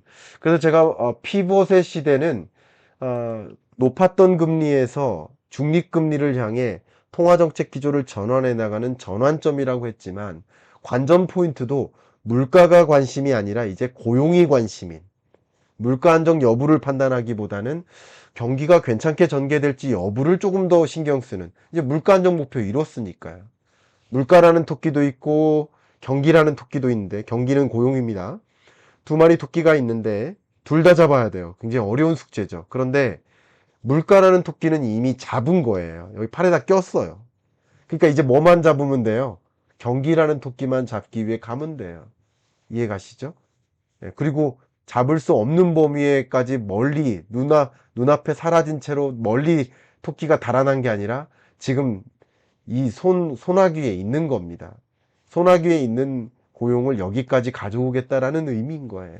통화정책 기조의 전환을 얘기하는 것이지 성급한 금리 인하를 대대적으로 단행하는 2020년의 모습하고는 전혀 다른 것이다. 의견 드리겠습니다. 적절히 정책을 완화해 나간다면 노동시장을 이제 완만하게 개선해 나갈 수 있다. 이거 굉장히 중요한 표현이죠. 제가 뭐라고 의견을 드렸었냐면 지난 FMC 때나 지지난 FMC 한 올해 내내 이제 8월 잭슨홀 미팅 때 포워드 가이던스를 던질 것이고 그리고 9월 금리 인하에 대한 의견을 할 거라고 했는데 이게 바로 표현이죠. 적절히 정책을 완화해 나간다. 이 적절히 완화해 나간다. 여러분, 빅컷은 적절히가 아닙니다. 빅스텝, 자이언트 스텝은 적절히가 아닙니다. 이례적인 통화정책 기조입니다. 급한 거예요. 물가 잡기가 급해서 빅스텝 하는 것이고 경기 부양이 급해서 빅컷을 하는 거예요. 지금처럼 급해서 금리를 정상화하는 게 아니라 통화정책 기조를 전환하는 것은 원칙이 뭐예요? 제가 여러 번 반복했는데 베이비 스텝 룰, 빅 스텝에는 룰이라는 단어가 안 붙어요. 자이언트 스텝에는 룰이라는 단어가 안 붙습니다. 베이비 스텝 룰입니다. 통화정책 기조의 전환은 0.25%포인트씩 조금씩 점진적으로 완만하게 적절히 정책을 완화해 나가는 것. 이게 통화정책 기조의 전환입니다. 항공모함처럼 움직인다 라고 생각하시면 좋겠습니다. 작은 배는 이렇게 저렇게 움직일 수 있는데 항공모함은 방향을 혼자 뒤로 못 틀어요. 그래서 조그만 배가 와가지고 밀어줘야 돼요. 여러분 아세요? 제가 개인적으로 해군 출신이어가지고 조금 이런 걸 압니다. 큰 배가 있으면 이 조그만 공간 내에서 방향을 못 틀어요, 혼자. 조그만 배가 와가지고 옆에서 밀어주는 거예요. 이렇게 축축축축. 통화정책 기조의 전환은 항공모함처럼 움직인다. 그렇게 기억해 주시면 도움이 되겠습니다. 이어가겠습니다. 그리고 아까 말씀드렸던 제가 쭉 앞에 설명드렸던 20년부터 24년까지의 경제사를 쭉 얘기한 거예요. 팬데믹이 왔고 완화적 정책 운용했고 러시아 우크라이나 전쟁 터졌고 초인플레 왔고 그래서 긴축 단행했었다. 그래서 고용 침체 오더라도 금리 인상해서 물가 안정 목표를 위해 이루었다. 이 얘기를 정말 전체 발제 중에 반 이상 했던 것 같아요. 좀 저는 지루했습니다. 왜냐면 저랑 같이 이 경익남 시청하신 분들은 너무 많이 들은 그런 내용인 거예요. 물론 제가 앞에 몇 분짜리로 요약을 해드렸지만 그런 거예요. 그 얘기 한 거예요. 그러면서 결국 무슨 얘기 했느냐. 22년 이 자리에서 물가 안정을 위해 실업률이 올라갈 거라고 말했었다. 실업률이 올라갈 거라고 말했다. 그러니까 실업률이 올라가는 현상을 뭐라고 표현한 거예요? 제가 24년 경제 전망서에는 뭐라고 했어요? 용인된 경기 침체, 유인된 경기 침체, 유도된 경기 침체. 어느 정도의 경기 침체가 와야 물가가 잡히니 유도한 것이고, 이 정도의 경기 침체를 보고 놀라가지고 깜짝 놀라서 빅컷 할 필요가 있겠습니까? 만약에 빅컷을 할 계획이라고 했다면 7월 FMC 때 금리를 인하 한 번 하고 9월에 또 한 번 하는 게 맞지. 한 번에 빅컷을 하는 것은 그것은 매우 이례적인 일인 것입니다. 이제 지속 가능한 2% 수준에 진입한 것으로 보입니다. 이거 굉장히 중요하죠. 물가 상승률이 이제 지속 가능한 2% 수준에 진입한 것으로 보입니다. 라는 문장은 좀 전율을 돋게 했습니다. 굉장히 강한 인플레가 완화됐다라는 확신이 든 거죠. 그러면 결과적으로는 어떻다는 거예요? 물가 안정 목표를 위해서 물가 안정 목표 이뤘고, 이제 어떻게 보면 경기 안정 목표를 이루어서 또 가겠다. 그리고 경기가 자기가 생각한 것보다도 너무나 좋은 상황이라고 보는 거예요. 저 얼마 전 그, 얼마 전 기자회견 때 실업률이 올라가는 현상을 놓고 파월이 뭐라고 했다? 고용시장이 정상화되고 있다 라고 했던 이야기랑 맞물립니다. 이해가시죠? 그렇게 판단하시면 좋겠습니다. 자, 이제 이렇게 이야기했던 연설문들을 가지고 정리를 잠깐 한번 몇 가지 표를 가지고만 간결하게 한번 정리를 해보겠습니다. 자, 물가 상황이 높게 유지됐었다가 지금 2.5%로 떨어졌고, 근원 물가도 2.6%까지 떨어졌습니다. 결국 다음 주에 발표될, 다음 주 금요일 밤에 9시 반에 역시 즉시 분석해 드리겠지만, 이 물가 상승률이 2.5를 밑돌거나 한다면 정말 확실해지는 거죠. 근데 그럴 거라고 믿고 있는 거예요. 이제 이런 추세는 올랐다 떨어졌다 할 수는 있겠지만 이런 추세하에 놓인 건 맞다라고 파월은 인정하는 겁니다. 자, 이 자료를 안 보여드렸네요. 그죠? 이런 추세라고 인정을 하는 겁니다. 그리고 실업률이 올라가고는 있지만 지금 냉각되고는 있지만 여전히 역사적으로 6% 실업률을 기준으로 했을 때 낮은 실업률이다. 아직도 매우 타이트한 실업률이다. 그리고 팬데믹 이전 수준, 이때 팬데믹 이전 실업률이 이 정도 됐었는데 요 정도 실업률보다 아직도 낮다라고 평가를 하니만큼 지금 고용시장이 그렇게 냉각된 게 아니다. 미국 경제 괜찮다라는 판단이고요. 경기 지표를 볼 때 성장률이 최근 1.4, 2.8 괜찮죠? 이 정도면. 이때는 굉장히 견조했다가 조금 냉각되는 분위기지만 아직도 괜찮다라는 분위기예요. 그리고 아틀란타 페드에서는 지금 현재 성장률 추정을 2%로 놓고 보고 있으니까 3분기도. 그럼 이걸 돌아가 보면 1.4, 2.8, 2.0이면 괜찮은 겁니다. 미국 경제가. 2%라는 잠재 성장률을 놓고 봤을 때 미국 경제가 뭐 강한 침체까지는 아닙니다. 제가 의견 드렸다면 마일드한 경기 침체는 올 거라고 봤었죠. 근데 그 마일드한 경기 침체로 가는 모습이긴 하죠. 그죠? 2%를 소폭 밑도는 성장률의 흐름이 3분기, 4분기, 25년 1, 2분기 나타날 것으로 저는 봅니다. 그러니까 24년 9월 18일까지 5.5%라는 기준금리를 오랫동안 운용했잖아요. 그 영향이 이제 3분기, 4분기, 25년 1분기 정도까지는 나타날 것이고, 그리고 금리를 서서히 완만하게 인하하다 보면 그 영향, 결국 실업률이 더 이상 올라가지 않는 그런 영향은 그 이후에 나타날 것이다 라고 저는 판단을 합니다. 이제 현재 시장에서는 금리 인하 여부에 대해서 어떻게 기대하고 있는지를 좀 볼 텐데요. 보시는 것처럼 잭슨홀 미팅 파월 연설 전까지만 해도 65.5%가 베이비 스텝으로 금리 인하 할 거야.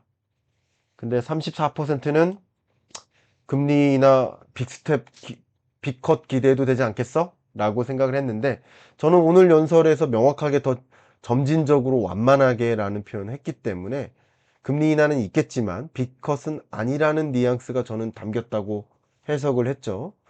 그래서 지금 시장도 그렇게 반응하고 움직일 거라고 보고 있는데, 이 잭슨홀 미팅 끝나고 어떻게 바뀌고 있는지, 네, 바로 뜨네요. 보여드리겠습니다. 네, 67.5%로 예, 조금 올라갔네요. 그죠? 베이비 스텝 할 거야 라는 믿음이 67.5%, 빅컷 할 거야가 32.5%로 떨어졌죠. 34에서 34.5에서 32.5로 떨어졌죠. 근데 이걸 두 개를 더하면 거의 100%죠. 그러니까 금리 인하는 100% 믿는 거예요. 근데 금리 인하 폭에 대해서 베이비 스텝이 더 우세했었는데 베이비 스텝에 더 무게를 두는 방향으로 움직이고 있는 것이죠. 이 잭슨홀 미팅에서 던진 가이드라인대로 움직이는 거라고 볼 수 있고, 그러면 시장에서는 두 가지 의미를 다 가질 수도 있다고 생각합니다. 그래도 B컷을 기대했던 사람들이 있었는데 실망한 거죠. 실망하고 내려올 수 있겠다. 이런 생각도 한 가지 들고요. 실망하는 인구가 분명히 있을 수 있겠다라고 생각도 되고요. 또 그래도 금리 인하 확실히 있네 라는 세계적인 믿음, 세계 투자자들의 믿음, 이런 것들은 조금 더 자금의 유입을 가져올 수 있겠죠. 주식시장이나 이 시장으로의 유인을 할 수 있겠죠. 그게 같이 맞물릴 것이라고 보고 있습니다. 자, 이렇게 저는 판단을 합니다. 자, 그러면 앞으로의 통화정책 기조를 보면 어쨌든 9월 18일 FOMC 회의 때는 어, 베이비 스텝 할 것으로 저도 생각하고 있고, 그렇게 시장도 이제 믿고 있는 것 같습니다. 이게 시장이 왜 이렇게 믿느냐라는 것을 제가 그때 은유적으로 몇 번 설명드렸는데, 다시 한번 설명드리면 이렇습니다. 100m 전방에서 보면 여러분들이 제가 훤칠한 남자인 것처럼 보일 수도 있어요. 100m 전방에서 보면 모든 사람들이. 근데 50m 전방에서 보면 눈이 좋은 사람들은 그 정도까지는 아니네 라고 보는 거예요. 근데 정말 코앞에서 보면은 아마 대부분이 진짜 아니네 라고 생각할 수 있단 말이에요. 이해가시죠? 그러니까 멀리서 보면 모두 다 괜찮다고 볼 수도 있지만, 그러니까 판단 기준이 다 들쭉날쭉한 거예요. 근데 거의 그 앞에까지 온 상태에서는 이견이 없어지는 거죠. 이해가십니까? 그러니까 22년, 23년에 금리 인하 없을 거라고 얘기한 사람들이 거의 없었죠. 저 외에는 없었던 걸로 저는 생각을 하는데, 24년 하반기에나 금리 인하 있을 것이다라는 얘기를 하는 사람을 이상하게 받아들이기까지 했었거든요. 그 당시 22년, 23년 제 영상을 오랫동안 봐오신 분들은 다 아시겠지만, 그러나 지금은 금리 인하 시점이 거의 다가왔으니 9월 금리 인하에 대해서는 이견을 가질 수가 없는 거죠. 다 왔으니까요. 시장마저도. 그리고 잭슨홀 미팅에서 명확히 얘기를 했는데도 이견을 가질 수가 있을까? 이견이 없어지는 거죠. 그 오래전부터는 이견이 있었지만, 그죠? 지금 이견이 없이 가는 겁니다. 이렇게 이해해 주시면 도움이 되겠습니다. 자, 그러면 향후 통화정책 기조에 대해서 의견을 드린다면, 어쨌든 9월 FOMC 회의 때, 그러니까 9월 FOMC, 아이고, 이게 제가 죄송합니다. 23년 기준으로 잘못 갖고 왔어요. 23년 잭슨홀 미팅 그 PT를 가지고 지금 준비하느라고 잘못 갖고 왔습니다. 아이고, 제가 이런 실수를 했네요. 어쨌든 제가 기억하는 한 9월 18일이거든요. 9월 18일 날 맞죠? 제가 이거는 또 명확히 확인해야 되니까. 한국 날짜를 기준으로 9월 19일입니다. 한국 날짜, 그리고 미국 날짜 9월 18, 한국 날짜 9월 19일 3시, 아침 3시 FMC 회의가 있고요. 저는 그때도 즉시 분석하겠지만 그때 베이비 스텝의 금리 인하를 0.25%포인트 금리를 인하할 것으로 생각하고요. 그걸 보면 우리 한국은 10월과 11월에 금리 결정 통화정책 방향 결정 회의가 있죠. 10월 11일 그리고 11월 8일 11월 8일은 또 FMC 회의네. 11월 28일 두 번의 통화정책 방향 결정 회의가 있는데 저희 생각에는 10월 금리 인하 한국도 금리 인하 가능성이 있지 않을까 의견을 드립니다. 영국 미국보다 먼저 금리 인하했어요. 8월에. 유로존 먼저 금리 인하했습니다. 캐나다 먼저 금리 인하 2번이나 했습니다. 스위스 금리 인하했습니다. 스웨덴 먼저 금리 인하했습니다. 멕시코, 중국 저마다 자국의 경제 여건을 봐가면서 미국과의 금리 격차가 있음에도 불구하고 먼저 금리 인하했어요. 그러니까 한국도 역시 여러 가지 여건을 봐가면서 금리 인하가 필요할지 여부를 판단하겠지만 미국의 금리 인하가 있고 나면 역시 한미 간의 기준금리 격차 때문에 그게 좀 우려돼서 금리 인하를 미뤘었던 그 의사결정에 그래도 지지를 받는 거죠. 미국이 했네. 그러면 우리도 해도 되겠네. 라는 수순으로 금리 결정을 하지 않을까 그런 의견을 드립니다. 1년 만에 잭슨홀 미팅 저도 너무 두근두근 거리는 마음으로 분석을 해드렸는데요. 분석 말미에 제 책 홍보 말씀드릴 수 있도록 기회를 주시길 부탁드립니다. 25년 경제전망서 9월 25일자로 발간될 수 있게 지금 막바지 탈고 준비를 하고 있고요. 저도 너무 기대를 하고 있고 여러분이 희망하신다면 저와 함께 저는 2050년까지 경제전망서 쓰기로 약속을 했으니까 함께 모아가시면 어떨까 한 권 한 권 그리고 모든 모아가시는 여정에 제 북콘서트 꼭 열 테니까 사인 꼭 담아 보시면 어떨까 추천드리고 제 북콘서트 참석에 관심이 있으시다면 28일 토요일 아침 10시 반입니다. 이미 원래 약속했던 50석은 벌써 찼고요. 제가 좌석을 더 많이 확보하려고 요청을 했습니다. 그래서 최대한 여러분 많이 초대를 하고 싶은 마음인데 참석하셔서 사인도 받고 25년 경제 어떻게 흘러갈 것인가 라는 큰 그림 짧은 시간 안에 축약적으로 받아가실 수 있기를 좀 바라는 마음으로 의견 드리면서 이상 즉시 분석 마무리하고 여러분과 직접 라이브 중이니까 질의응답 받을 수 있도록 하겠습니다. 감사합니다.